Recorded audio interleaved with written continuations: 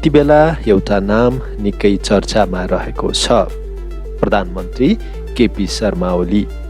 संसद विघटनदेखि लिएर सर्वोच्चले संसद पुनर्स्थापना गरेसम्म उहाँको जुन दौडधुप र भनाइ आइराखेका छन् त्यसले उहाँलाई चर्चित तथा केही विवादित पनि बनाइरहेको छ। आज हाइवे नेपालमा उनै प्रधानमन्त्री केपी शर्मा ओलीको जीवनी प्रस्तुत गरेका छौँ। केही रोमाञ्चक हुनेछ आजको यो कार्यक्रम।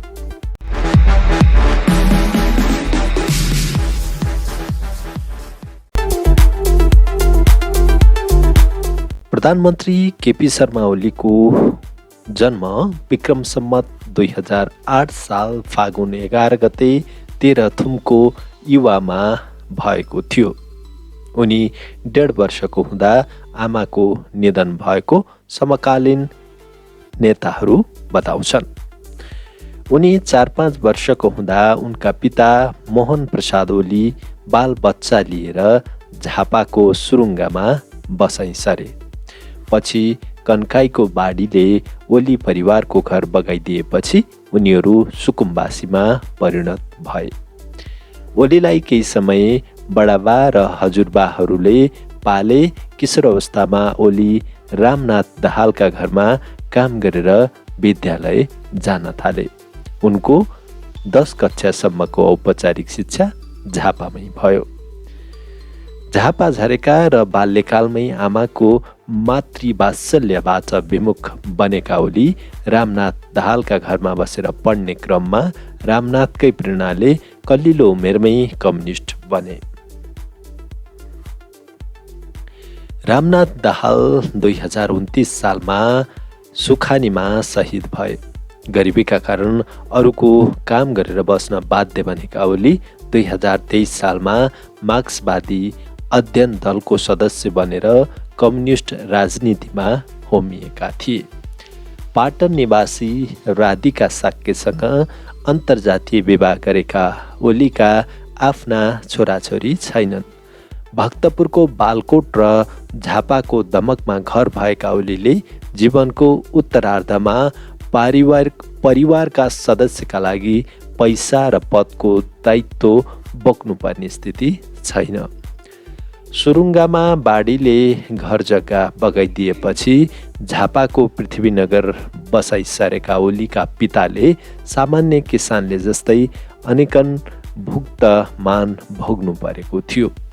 ओली गृहमन्त्री भएका बेला उनका पिताको घरमा आगलागी भयो। आगलागीपछि सरकारबाट क्षतिपूर्ति पाएको पैसाले उनका पिताले सामान्य बस्न लायकको घर बनाएको छिमेकीहरू बताउँछन्। गरिबी अवस्थामा बाल्यकाल बिताए पनि ओलीले राजनीतिक यात्राकै क्रममा दमक र भक्तपुरको बालकोट स्थित अनन्त लिङ्गेश्वरमा घर बनाएका छन्। प्रचण्डले जस्तो डेरा भाडा तिरेर बस्नुपर्ने अवस्था भने उनको रहेको छैन। केपी ओली 2044 साल पुस 2 गतेबाट धादिङको स्यादुलमा बसेको तत्कालीन नेकपा मालेको बैठकबाट केन्द्रीय कमिटी सदस्यको जिम्मेवारीमा पुगेका थिए। 2046मा तत्कालीन नेकपा माले लुम्बिनी अञ्चल प्रमुख बनेका ओली 2047 जेठ 1 गते युवा सङ्घको संस्थापक अध्यक्ष बने र 2049 देखि एमालेको स्थायी कमिटी सदस्यमा निर्वाचित भएका थिए। विक्रम सम्वत 2048 सालको आम निर्वाचनमा झापाबाट संसद निर्वाचित भएका ओली 2051मा पुनः सोही क्षेत्रबाट निर्वाचित भए। एमालेको 9 महिने सरकारमा ओली नेपालको पहिलो कम्युनिस्ट सरकारको गृहमन्त्री बने। नेपालको इतिहासमा ओलीको गृहमन्त्रीको कार्यकाल यस्तो बन्न पुग्यो जुन 9 महिनाको अवधिमा प्रहरीको गोलीबाट नेपालमा 1 जनाको पनि मृत्यु भएन। तत्कालीन प्रहरी आइजिपी मोतीलाल बोहराले ओलीको सन्दर्भमा भनेका थिए, हाम्रो गृहमन्त्रीज्यू त मुखैमा सरस्वती। 2056 सालको आम निर्वाचनमा झापा 2 र 6बाट संसद जितेका ओली 2064मा भने झापाकै सोही क्षेत्रमा माओवादीका सामान्य कार्यकर्ता विश्वदीप लिङदेनबाट पराजित भएका थिए। तर 2070को दोस्रो संविधान सभा निर्वाचनमा सोही क्षेत्रबाट पुनः भारी मतका साथ जितेर आएपछि ओलीको निरन्तर विजय यात्रा अघि बढेको थियो। ओली गृहमन्त्री र परराष्ट्र मन्त्रीका रूपमा राजकीय जिम्मेवारी 2 पटक मात्र सम्हाले र दुवै पटक विवादमा परेनन्। 2051मा गृहमन्त्री बनेका ओली 62-63को जनआन्दोलन लगत्तै बनेको गिरिजाप्रसाद कोइरालाको नेतृत्वको अन्तरिम सरकारमा उपप्रधानमन्त्री र परराष्ट्र मन्त्री बनेका थिए। एउटा कक्षामा एकपटक मात्र जाँच दिनुपर्छ भन्ने मान्यता राख्ने ओली प्रधानमन्त्रीबाट उपप्रधानमन्त्री बनेपछि उनले अब फेरि मन्त्री नबन्ने बताएका थिए। नभन्दै एकैचोटि प्रधानमन्त्री बनेर उनी सिंहदरबार प्रवेश गरेका थिए। ओलीको शैक्षिक योग्यता सामान्य रहे पनि उनका बाहिरी ज्ञान उच्च शिक्षा लिनेको भन्दा कम रहेको छैन। भाषा साहित्यमा उनको दखल राम्रो देखिन्छ। संसद सचिवालयको रेकर्डमा ओलीको शैक्षिक योग्यता अनररी PhD लेखिएको छ। प्रधानमन्त्री ओलीले चीन, Bharat, Bangladesh, Bhutan, Sri Lanka, Japan, Singapore, Vietnam, Australia, America, बेलायत, जर्मनी, फ्रान्स लगायतका थुप्रै देशहरू भ्रमण गरेका छन्। झापाको क्रान्ति भनेपछि नेपाली राजनीतिमा अहिले पनि चर्चित रहेको छ। अझ नेपालमा कम्युनिस्ट शासन स्थापनाका लागि हतियार उठाइएको त्यो नेपालको पहिलो सशस्त्र विद्रोह थियो। झापा विद्रोह तत्कालीन नेपाल कम्युनिस्ट पार्टीभित्र हतियारबद्ध सङ्घर्ष गर्ने कि शान्तिपूर्ण सङ्घर्ष गर्ने भन्ने सवालको बहसमा ओली शान्तिपूर्ण क्रान्तिको पक्षमा थिए। तर तत्कालीन पार्टीमा सीपी मैनाली, मोहनचन्द्र अधिकारीहरू सशस्त्र विद्रोहको पक्षमा उभिए। पार्टीको बहुमत हिस्सा दुश्मनसँग नभिडे, सामन्तीलाई नगिडे आउँदैन, जनवाद भाषण ठोकेर भन्ने गीत गाउँदै अघि बढ्यो। ओली त्यति बेला 19 वर्षका थिए। फरक मत राखेरै पनि पार्टीको निर्णय शिरोधार्य गरी सशस्त्र सङ्घर्षमा होमिएका ओली त्यसको 3-4 वर्षपछि नै पञ्चायती शासकको पन्जामा परे। तत्कालीन नेकपा माले गठनदेखि 2046सम्म आइपुग्दा भएको राजनीतिक उतार चढावमा ओलीले सङ्गठनात्मक भूमिका खेल्न पाएनन्, किनभने उनी 2032 सालदेखि 2046 सालमा बौद्ध लाउँदासम्म लगभग 14 वर्ष जेलमै बिताए। ओलीको उमेरको ऊर्जाशील समय जेलभित्रै बित्यो भन्दा पनि फरक पर्दैन। जेलबाट छुट्दा 46 सालमा ओली निकै दुब्ला पातला देखिन्थे।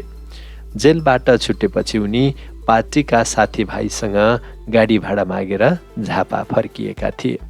मुलुकमा राजनीतिक परिवर्तन ल्याउनका लागि सङ्घर्षमा होमिएका ओली 2030देखि 2044 सालसम्म 14 वर्ष जेल परेका थिए।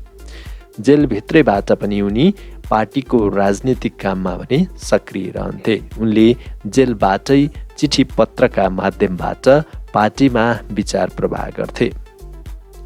जेलभित्र गम्भीर बिरामी परेर मृत्युको मुखमा पुगेका ओलीलाई कसरी बचाइयो भन्ने कुरा उनका राजनीतिक सहयोद्धा राधाकृष्ण मैनालीले आफ्नो संस्मरणमा लेखेका छन्। ओलीले जेलबाट छुटेपछि 2046 सालमा सम्पन्न जनआन्दोलनमा संयुक्त वाम मोर्चाका तर्फबाट लुम्बिनी अञ्चलको मोर्चा सम्हालेका थिए। त्यसपछि उनी पार्टीमा मदन भण्डारीको दाहिने हात बनेर एकाएक उदाउन थाले। 2049 सालमा सम्पन्न नेकपा एमालेको 5औं राष्ट्रिय महाधिवेशनबाट पराजित जनताको बहुदलीय जनवादी कार्यक्रम निर्माणका सिलसिलामा मदन भण्डारीलाई उनले साथ दिएका थिए।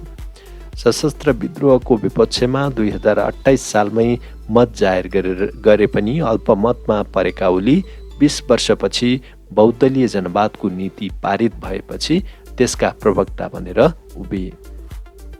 त्यसैले अहिले पनि ओलीलाई एमालेमा बहुदलीय जनवादको व्याख्याता भन्ने गर्छन् उनका समर्थकहरू। यद्यपि बहुदलीय जनवादका प्रवर्तक मदन भण्डारी हुन्। मदन भण्डारीको दासढुङ्गा दुर्घटनामा मृत्यु भए लगत्तै एमालेमा नेतृत्वका दावेदार बन्न चाहे पनि ओलीको पक्षमा माहौल बनेन। माधव नेपाल एकाएक पार्टीको नेतृत्वमा स्थापित भएपछि ओली उनको सहयोगी बने। माधव नेपालसँग ओलीको सम्बन्ध सधैँ उतार चढावपूर्ण नै रह्यो। पार्टीमा सधैँ प्रतिपक्षी भूमिकामा रहे पनि नेपाललाई निर्णायक सङ्कटका बेला जोगाउने ओलीले निर्णायक भूमिका खेलेका छन्। एमालेलाई बहुदलीय प्रणालीमा लैजानुपर्छ भनेर उनले 2059 सालमा भएको 7औं महाधिवेशनमा प्रस्ताव गरेका थिए। कम्युनिस्ट पार्टीको लोकतान्त्रिकरणका सवालमा उनले प्रस्तुत गरेको त्यो कार्यक्रम पराजित भयो। तर 2065 सालमा ओलीकै सोही कार्यक्रम पारित भयो र एमालेमा बहुपदीय प्रणाली सुरु भयो। आज आएर नेपालका सबै कम्युनिस्ट तथा अन्य प्रजातान्त्रिक पार्टीहरूले समेत मूल नीतिका रूपमा अवलम्बन गरेको अवस्था छ। एमालेको 5औं महाधिवेशनमा मदन भण्डारीको नेतृत्व र उनको बहुदलीय जनवादलाई साथ दिएका ओली पार्टी विभाजनका बेला नेकपा माले विरुद्ध बडा रूपमा प्रस्तुत भएका थिए। उनले महाकाली सन्धिको बचाउमा उभिएर भारतप्रति नरम नीति लिएका थिए। बुटोलमा सम्पन्न 8औं महाधिवेशनमा ओली पार्टी अध्यक्षका उम्मेदवार थिए भने उनी झलनाथ खनालसँग हारेका थिए। त्यसबेला ओलीले झलनाथ पक्षलाई माओवादीप्रस्त भएको आरोप लगाएका थिए। सुरुमा केपी ओली उग्र माओवादी विरोधी मानिन्थे। अहिले आफैले प्रचण्डसँग अङ्कमाल गरे र सरकार गठनका लागि मात्र होइन पार्टी एकताका लागि पनि सहभागी भए। तर अहिले आएर नेकपा ओली र नेकपा माधव प्रचण्ड पक्ष गुटमा विभाजित भएको छ।